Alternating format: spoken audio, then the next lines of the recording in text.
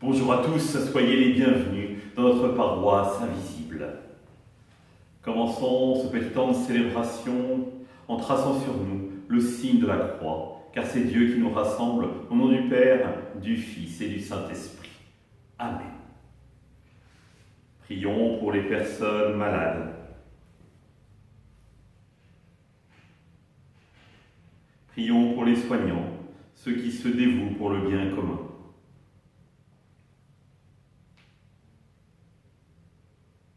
Prions pour tous ceux qui souffrent du confinement, de la solitude.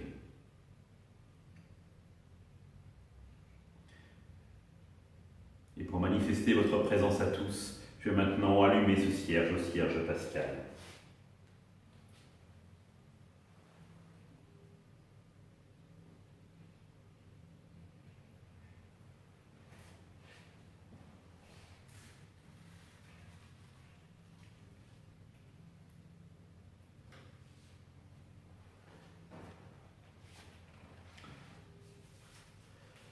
Dans l'évangile de Jean, il y avait un homme, un pharisien nommé Nicodème. C'était un notable parmi les Juifs. Il vint trouver Jésus pendant la nuit. Il lui dit : « Rabbi, nous le savons, c'est de la part de Dieu que tu es venu, comme un maître qui enseigne.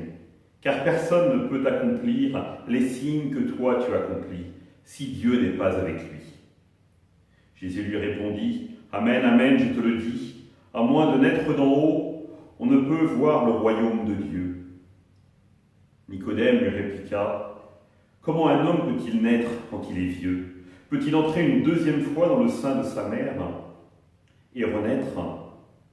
Jésus répondit : « Amen, amen, je te le dis, personne, à moins de naître de l'eau et de l'esprit, ne peut entrer dans le royaume de Dieu. Ce qui est né de la chair est chair, ce qui est né de l'esprit est esprit. Ne sois pas étonné si je t'ai dit, il vous faut naître d'en haut. Le vent souffle où il veut, tu entends sa voix, mais tu ne sais pas ni d'où il vient, ni où il va. Il en est ainsi pour qui est né du souffle de l'esprit. » Acclamons la parole de Dieu. Louange à toi, Seigneur Jésus. Le pauvre Nicodème, il a dû avoir bien mal à la tête en sortant de cette entrevue de nuit avec Jésus. Il vient avec plein de questions et il faut bien dire que les réponses de Jésus ont dû lui apparaître un tant soit peu obscures. Il a toute sa bonne volonté, il reconnaît finalement l'action de Dieu à travers Jésus, extraordinaire si on y réfléchit, pour un juif, dès le début de l'évangile comme ça, de rendre visite à Jésus, parce qu'il voit les merveilles de Dieu agissant en lui. Après, pour comprendre exactement de quoi Jésus cause, un peu compliqué, même pour nous, il faut bien reconnaître, frères et sœurs, qui avons la clé de la mort et de la résurrection du Christ. Renaître d'en haut. En anglais, ils appellent ça les born again, ceux qui sont renés. Nous sommes tous nés de notre maman, un jour bien précis, et nous célébrons ce jour comme un moment important. Et on aime bien recevoir des coups de téléphone, des cadeaux, pour nous souhaiter un joyeux anniversaire. Mais, va nous dire Jésus, cette naissance est charnelle. Ce qui est fondamental, c'est la naissance de l'esprit. Et notre naissance, notre renaissance, devrais-je dire, vous le savez bien, c'est le jour de notre baptême. Y faisons-nous véritablement attention ? Considérons-nous ça comme une véritable naissance ?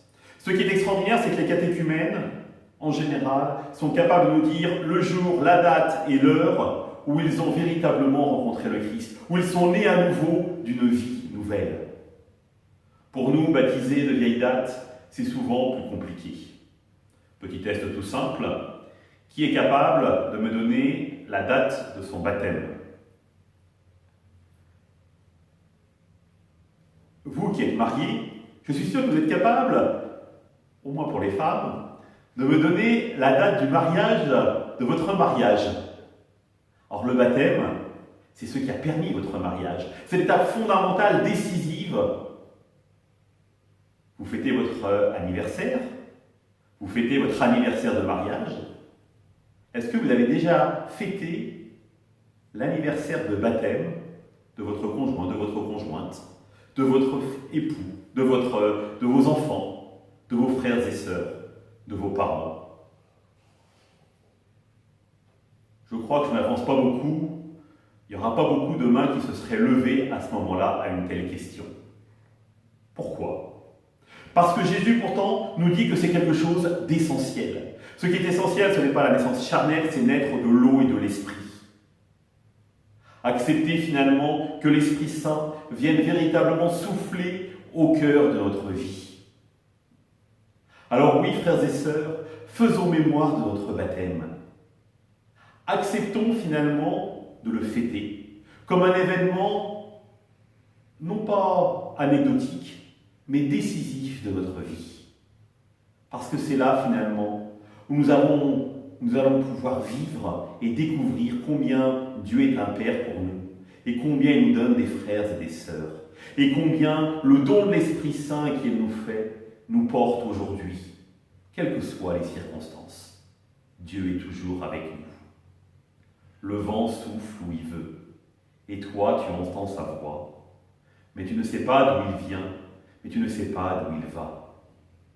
Oui, frères et sœurs, acceptons de mettre notre baptême au cœur de notre vie. Je finirai cette petite homélie avec Nicodème. Il va complètement disparaître de l'Évangile, mais il va réapparaître à un moment précis. Je vous laisse 10 secondes pour me dire lequel. C'est lui qui, au pied de la croix, sera là et va amener les aromates pour embaumer le corps de Jésus. Extraordinaire si on y réfléchit, cette fidélité. Il est présent au début de l'Évangile, il est présent à la fin. Il a bien raison de faire confiance, de venir de nuit rencontrer Jésus, de l'appeler Rabbi et de voir à travers lui les œuvres de Dieu, même par-delà la mort.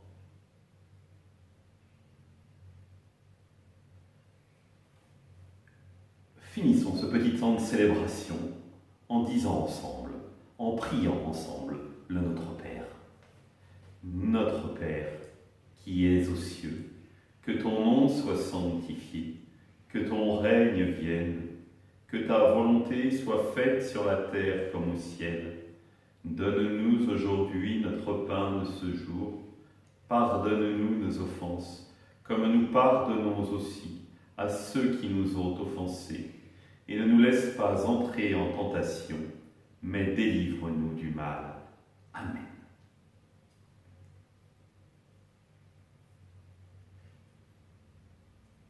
Juste une petite annonce pour ce soir. Je vous rappelle, les enfants, la petite histoire biblique pour vous.